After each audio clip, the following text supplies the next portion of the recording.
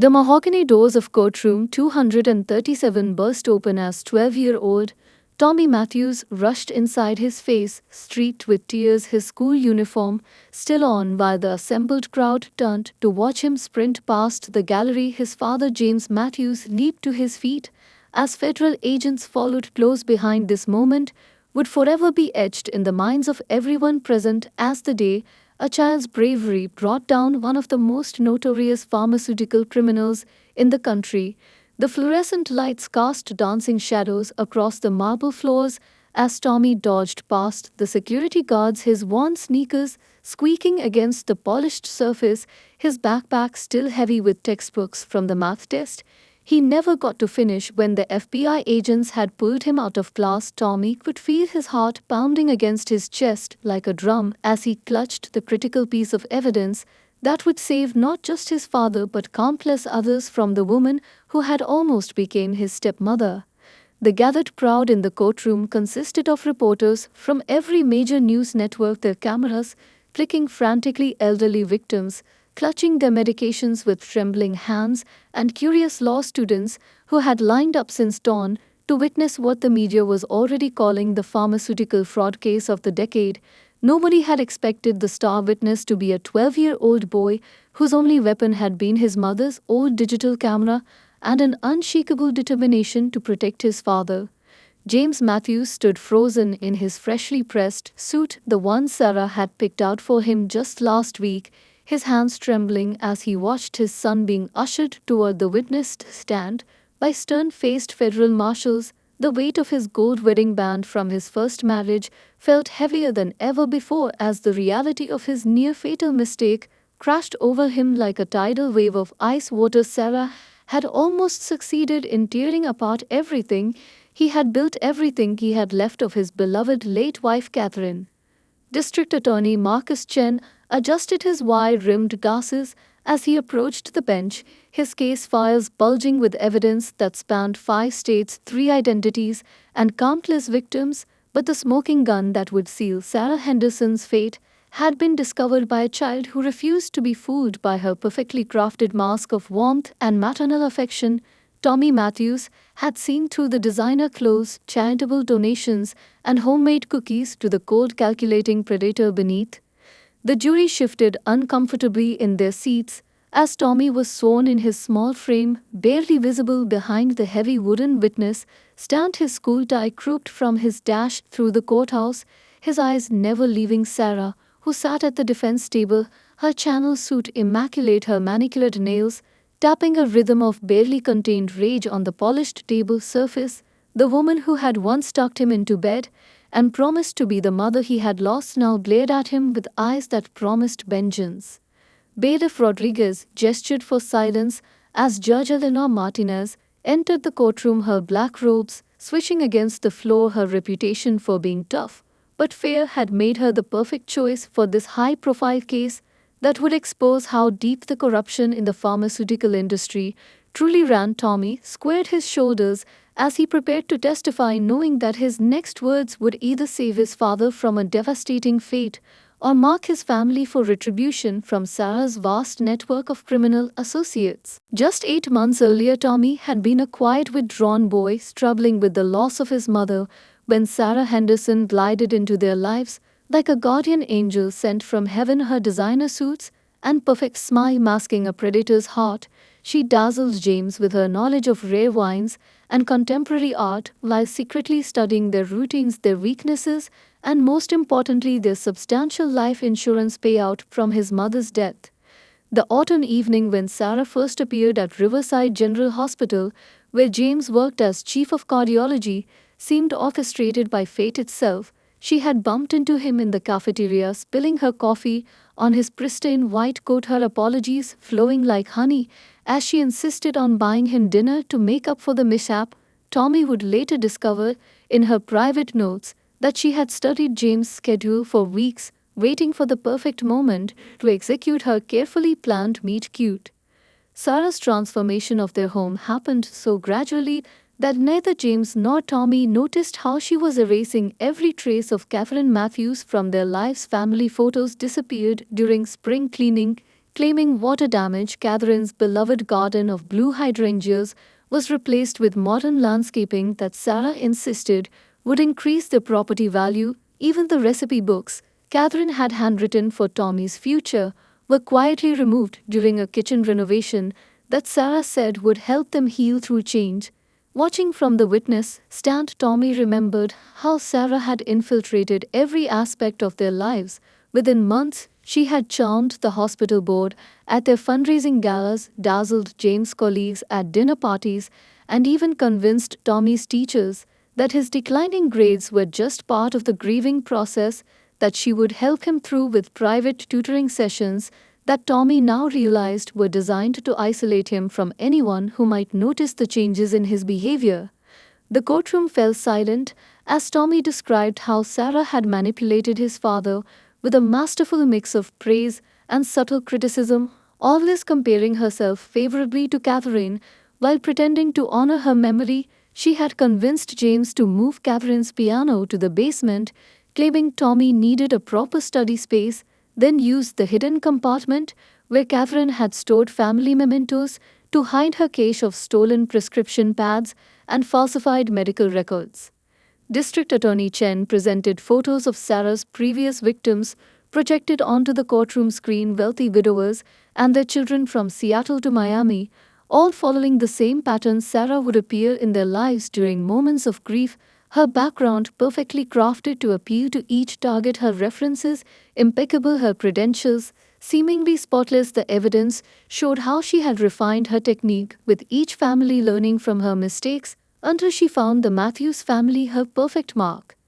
Tommy's hands gripped the witness stand as he recalled the night he overheard Sarah on the phone speaking in a harsh voice, so different from her usual gentle tone, discussing offshore accounts and exit strategies with someone she called her handler. The same night he had discovered her true identity was known to Interpol under 4 different names, each associated with a string of pharmaceutical frauds and mysterious deaths that had left her victims penniless and broken. Everything changed the night Tommy heard muffled sobs through the air vent coming from their elderly neighbor Mrs. Patel's apartment. Curious, he pressed his ear against the wall and heard Sarah's voice threatening to cut off Mrs. Patel's heart medication unless she paid triple the usual amount.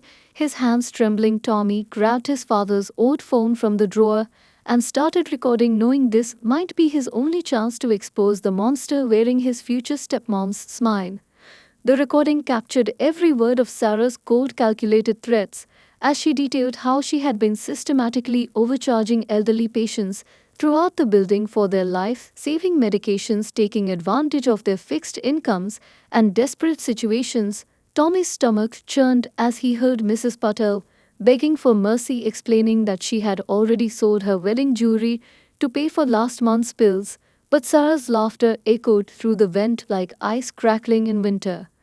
Tommy's investigation deepened as he began noticing other signs that something was terribly wrong in their building. Elderly residents who had once been active in the community garden were now barely leaving their apartments, their faces gaunt with worry, their hands shaking as they collected their mail.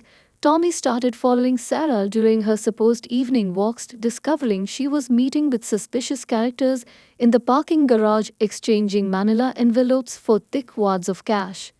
The prosecution played Tommy's secretly recorded videos showing Sarah's network of corruption spanning the entire apartment complex. She had transformed the retirement community into her personal pharmacy empire, threatening and exploiting the residents while maintaining her image as the caring nurse who volunteered at the building's weekly bingo nights. The jury watched in horror as the footage showed her marking up medication prices by 800%, knowing her victims had nowhere else to turn. Tommy described how he had started documenting everything in his math notebook, creating a detailed record of Sarah's activities, the times she left the apartment, her secret phone calls, the mysterious deliveries that arrived late at night. He had even managed to photograph her laptop screen when she left it open, revealing spreadsheets of patient names, medication costs, and profit margins that showed just how methodically she had planned her operation. The evidence mounted as Tommy discovered Sarah's ultimate plan, hidden in encrypted files on a USB drive she had carelessly left in her designer handbag. She intended to marry his father, gain control of his assets through a series of forged medical diagnoses, then disappear with millions, leaving them bankrupted and broken just as she had done to families in Boston, Chicago, and Los Angeles. The courtroom gasped as Tommy revealed how close she had come to succeeding. The wedding cathedral fell into chaos as Tommy ran down the aisle, his tablet held high, streaming video evidence of Sarah's crimes onto the massive screens meant for showing the happy couple's romance montage. Sarah lunged for the tablet, her wedding dress dangling around her legs as she fell, while James stood frozen, watching years of love and trust shatter like the champagne glasses crashing to the floor behind him. The 300 gathered guests gasped in collective horror as Sarah's secret recordings played across the cathedral screens, showing her threatening elderly patients, mocking their inability to pay, and bragging about her plans to disappear with the Matthews family fortune. Tommy had timed his revelation perfectly, waiting until the exact moment the priest asked if anyone objected to the union, his small voice cutting through the silence like a knife, declaring that he had evidence of Sarah's true identity. Miss Patel stood up from her pew, tears streaming down her weathered face as she pointed at Sarah, shouting that she had been forced to sell her family heirlooms to pay for heart medication that Sarah had stolen from the hospital and resold at 20 times the price. Other elderly victims from their apartment complex began standing one by one, their voices joining in a chorus of accusations that echoed off the cathedral's stained glass windows like a judgment from heaven itself. Sarah's carefully constructed facade cracked as she realized her empire was crumbling. She reached into a bouquet of white roses, pulling out a small revolver she had hidden among the flowers for emergency escape. James lunged forward to protect his son, while the wedding guests screamed and scrambled for the exits. Sarah's true nature emerged in that moment, her perfectly made-up face contorting with rage as she shouted that she would not let a child destroy everything she had worked for. Federal agents who had been monitoring the wedding after receiving Tommy's anonymous tip burst through the cathedral doors, their weapons drawn, while Sarah's accomplices, disguised as catering staff, tried to create diversions by overturning tables and throwing chairs. The elaborate wedding cake toppled during the chaos, its white frosting splattering across the marble floor like fresh snow as Tommy clutched his tablet to his chest, knowing it contained enough evidence to put Sarah away for decades. Detective Maria Santos, who had been posing as a wedding photographer, tackled Sarah before she could reach the side exit, the gun skittering across the floor as Sarah thrashed and screamed threats. Her designer wedding dress, now torn and stained, her carefully styled hair falling in tangles around her face. James reached Tommy through the chaos, wrapping his arms around his son as Sarah was handcuffed, her mascara running in black streaks down her cheeks as she spat curses in multiple languages, revealing her international criminal connections. Assistant District Attorney Elena Rodriguez commanded the courtroom's attention as she rolled in cart after cart of evidence boxes, her heels clicking against the marble floor as she approached the jury with a presence that made even Sarah shift uncomfortably in her seat. The scope of the investigation, spanning 5 years, had uncovered a criminal enterprise so vast that it required the collaboration of law enforcement agencies from 12 different countries. The evidence mounted as Rodriguez masterfully presented surveillance footage from hospitals across the nation, showing Sarah in various disguises, sometimes as a blonde pharmaceutical rep named Jessica Wright, other times as a brunette nurse practitioner called Margaret Chen, and most recently as the red-headed Sarah Henderson, who had almost succeeded in becoming Mrs. James Matthews. The footage revealed her methodically stealing prescription pads, accessing restricted medical records, and meeting with members of her criminal network in hospital parking lots. Tommy watched from his seat next to his father as Rodriguez reviewed financial records showing how Sarah had accumulated over $15 million through her scheme, the money flowing through a complex web of offshore accounts, shell companies, and cryptocurrency transactions that had taken forensic accountants months To unravel the prosecution had traced victims from Miami to Seattle, elderly patients who had been forced to choose between buying food or paying Sarah's inflated prices for their heart medication.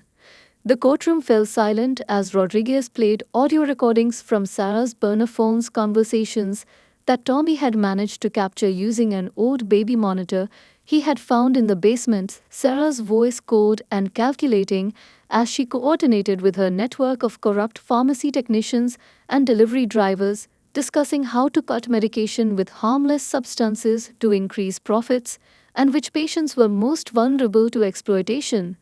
Medical experts testified about the devastating effects of Sarah's crimes, explaining how many patients had suffered severe health complications after receiving diluted medications or being forced to skip doses when they couldn't afford her prices.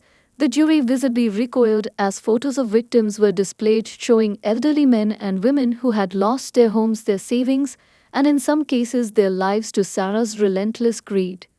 Rodriguez saved her most damaging evidence for last, presenting Sarah's personal diary discovered hidden in a false bottom of her designer briefcase, the pages filled with detailed plans for her next identity.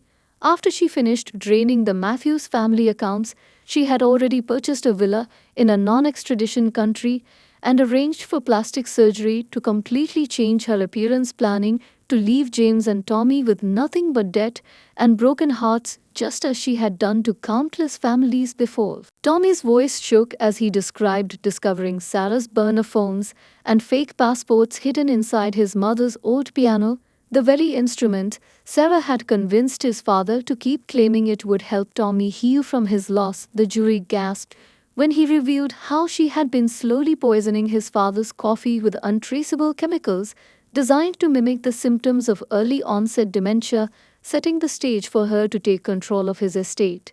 His testimony continued as he recounted the night he had first grown suspicious, watching Sarah through the crack in his bedroom door as she methodically searched his father's office at 3 in the morning, her latex-gloved hands moving through medical files and financial documents with practiced precision. Tommy described how he had started keeping a detailed journal, documenting every strange occurrence, every whispered phone call, and every mysterious visitor who arrived when his father was working late hospital shifts. The courtroom listened in stunned silence as Tommy explained how he had discovered Sarah's true identity after noticing she had accidentally used the wrong signature on a school permission slip, the name Sharon Hayes catching his eye because it matched a news article he had read about a pharmaceutical fraud case in Boston. This discovery had led him down a rabbit hole of research, using his school library computer to protect his search history from Sarah's constant monitoring of their home devices.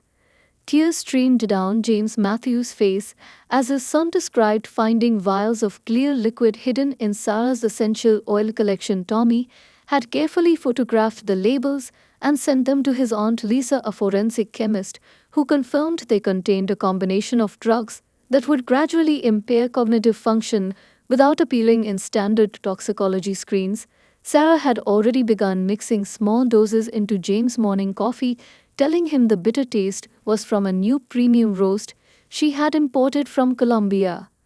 District Attorney Chen presented Tommy's meticulously kept evidence log showing dated entries, photographs, and even recorded conversations captured on the old phone he had hidden in the air vent above Sarah's home office. The boy's dedication to protecting his father had produced a timeline of Sarah's activities so detailed that it had helped law enforcement agencies connect her to unsolved cases across multiple states, leading to the discovery of previous victims who had been too afraid to come forward. The prosecution played a series of video clips Tommy had recorded showing Sarah's Jekyll and Hyde personality, the way she transformed from a loving future stepmother in front of James to a cold-calculating criminal the moment he left for work, her mask slipping as she conducted her illegal business from their home office, threatening patients over the phone, and coordinating with her network of corrupt medical suppliers. Tommy's small hands had remained steady, as he captured the footage that would ultimately save not just his father but countless other families from Sarah's elaborate schemes. The courtroom erupted in shocked whispers as Sarah's previous victims took the stand. Three former fiancés, two grieving widows, and dozens of elderly patients formed a line that stretched into the hallway, each with their own horror story of manipulation and betrayal, while Sarah sat unmoved, her perfectly manicured nails tapping rhythmically on the defense table, as if counting down to something only she knew was coming. First to testify was Michael Anderson, a retired surgeon from Seattle, his once steady hands now trembling as he described how Sarah, operating under the name Emily Parker, had infiltrated his hospital, worked her way into his life after his wife's death, and systematically drained his retirement accounts before disappearing the night before their wedding, leaving him with nothing but forged documents that had left him liable for millions in fraudulent prescriptions. Maria Hernandez, an elderly grandmother from Miami, sobbed as she recounted how Sarah, posing as a compassionate nurse practitioner, had forced her to sell her family home to pay for heart medication that should have cost a fraction of the price. The jury watched in horror as Maria explained how she now lived in her daughter's garage, unable to afford even basic necessities after Sarah's scheme had destroyed her life savings and damaged her credit beyond repair. Retired teacher Grace Sullivan clutched a framed photo of her late husband as she described how Sarah had wormed her way into their lives during his final battle with cancer, promising access to experimental treatments that she claimed could save his life. Grace had emptied their grandchildren's college funds to pay Sarah's escalating demands, only to discover the medications were placebo. By then, it was too late. Her husband had passed away, and Sarah had vanished with over $200,000. The testimony continued as victim after victim approached the stand, their stories weaving together to reveal the full pattern of Sarah's deception. She would target grieving families, promising hope, understanding, and access to life-saving medications through her pharmaceutical connections. Once she gained their trust, she would slowly increase the pressure, demanding larger payments by using her knowledge of hospital systems to create perfect paper trails that made her schemes appear legitimate. Tommy watched as his father gripped the courtroom bench, his knuckles white with tension, as he realized how close they had come to becoming yet another chapter in Sarah's book of victims. The evidence showed she had already begun transferring small amounts from his accounts, testing the waters before what would have been her largest score yet. James Matthews' substantial income as a cardiac surgeon, combined with his late wife's life insurance payout, had made him Sarah's most ambitious target to date. Detective Rodriguez approached the stand with a thick file documenting how Sarah's network extended into hospital administrations, secure drug storage facilities, and even insurance companies. Her criminal enterprise had tentacles reaching into every aspect of the healthcare system, allowing her to manipulate records, create false prescriptions, and avoid detection while systematically draining her victims of their resources, dignity, and hope. Lightning flashed through the courtroom windows, illuminating Sarah's face just as her mask finally cracked under the prosecutor's relentless questioning. She launched into a frenzied confession, screaming that she was smarter than everyone else, that the weak deserved to be exploited, and that Tommy would pay for ruining her perfect plan. Federal marshals rushed to restrain her as she lunged toward the boy, her wide eyes promising vengeance. The storm outside matched the chaos within as Sarah broke free from her lawyer's restraining hand, sending law books crashing to the floor as she stood to her full height, her designer suit no longer masking the predator within. She began revealing details of crimes the prosecution hadn't even discovered, boasting about how she had perfected her schemes over 15 years, starting as a pharmaceutical sales representative before realizing how easily she could exploit the desperate and grieving. Tommy watched in horror as Sarah's carefully constructed persona shattered completely, her voice changing from its usual soft, caring tone to a harsh, mocking sound as she described how she had selected James Matthews as her perfect mark, studying his routines for months before orchestrating their perfect meeting. She laughed maniacally when describing how she had slowly poisoned his coffee, watching with satisfaction as his memory began to fail, knowing that everyone would attribute it to grief and stress. The gallery gasped as Sarah revealed the full scope of her network, describing corrupt doctors, nurses, and pharmaceutical staff across the country who had helped her access medical records, forge prescriptions, and identify vulnerable targets. She named accomplices in 12 different hospitals, exposing a criminal enterprise that had generated over $50 million in profit by exploiting the sick and elderly. Federal agents were already moving toward the exits, their phones out coordinating immediate arrests.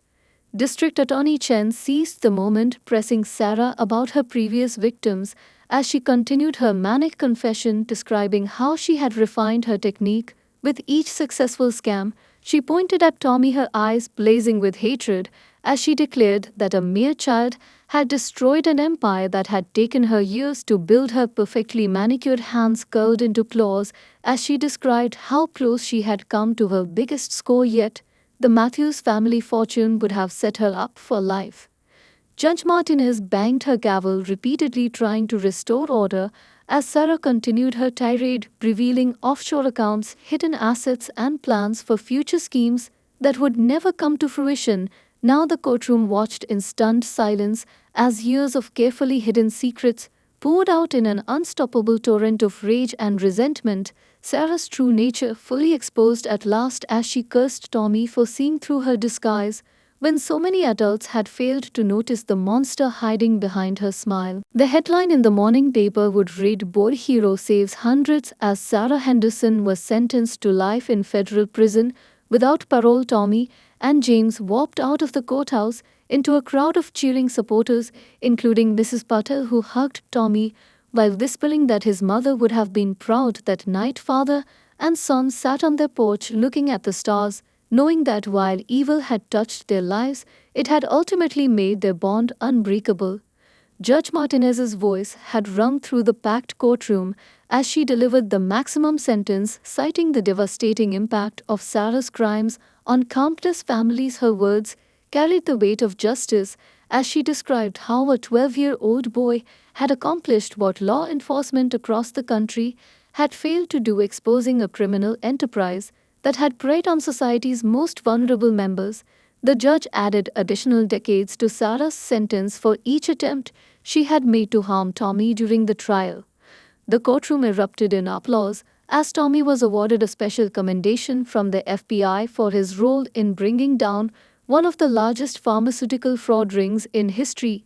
Agent Richardson revealed that Tommy's evidence had led to the arrest of 32 accomplices, including corrupt hospital administrators, pharmacy technicians, and delivery drivers who had helped Sarah build her criminal empire. The young boy's careful documentation had provided a blueprint for dismantling similar schemes across the country.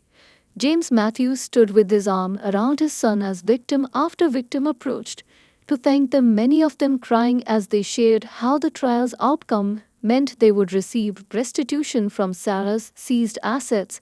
Mrs. Patel announced that the apartment complex residents had started a scholarship fund in Tommy's name to help other young people pursue careers in law enforcement or healthcare. Inspired by his courage in standing up to protect the vulnerable back home, Tommy and James began the healing process together, starting by bringing Catherine's piano back up from the basement and placing it in their living room where it belonged. They spent the evening going through old family photos that Sarah had hidden away, sharing memories of Catherine and recognizing how her love had given Tommy the strength to fight for justice. James apologized for not seeing through Sarah's deception sooner, but Tommy reminded him that love makes everyone vulnerable sometimes. The story of the boy who saved his father from a criminal mastermind became a symbol of hope, inspiring new legislation to protect patients from pharmaceutical fraud. Tommy's detailed evidence gathering techniques were incorporated into FBI training programs, teaching agents how to recognize the warning signs of similar schemes. While Sarah's network crumbled behind bars, Tommy and James rebuilt their lives stronger than ever. This story reminding everyone that sometimes the greatest heroes come in the smallest packages. Detective Rodriguez visited months later, bringing news that Sarah's conviction had helped law enforcement identify similar schemes in other states. Thanks to Tommy's meticulous documentation, hundreds of vulnerable patients were now protected from exploitation. The detective smiled as she told Tommy that his mother's old piano had played the sweetest note of all, the sound of justice being served.